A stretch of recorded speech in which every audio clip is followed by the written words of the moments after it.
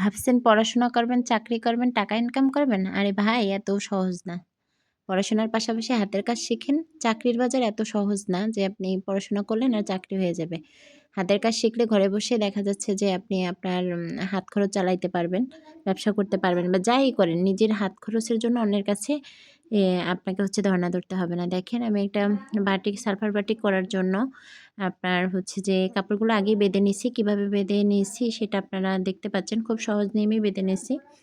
তো বাঁধনগুলো আপনারা যদি দেখতে চান, আমি হচ্ছে এই বাঁধনগুলো আমি অনেকদিন আগে করে রেখেছি। জাস্ট এখন কালার করতেছি।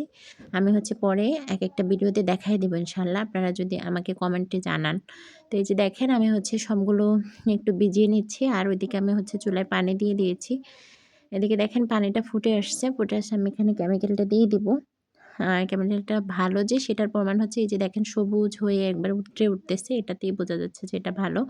এরপরে আমি হচ্ছে এখানে হুম কালার দিয়ে দিচ্ছি। এখানে কালার দিচ্ছি আমি লাল আর কালো।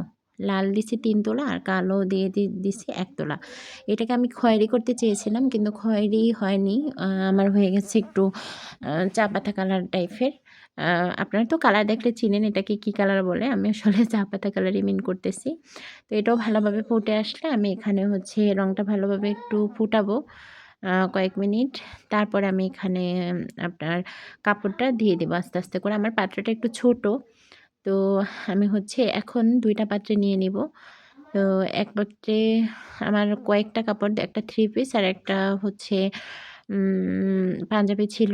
তো এইজন্য আমি ২ টা পাত্রে নিয়ে নিচ্ছি। দেখেন 3 পিসটা আমি হচ্ছে কাপড়গুলো আস্তে, আস্তে করে দিয়ে দিয়েছি।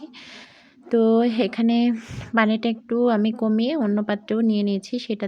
সেটা অন্য একটা কাপড় ছিল।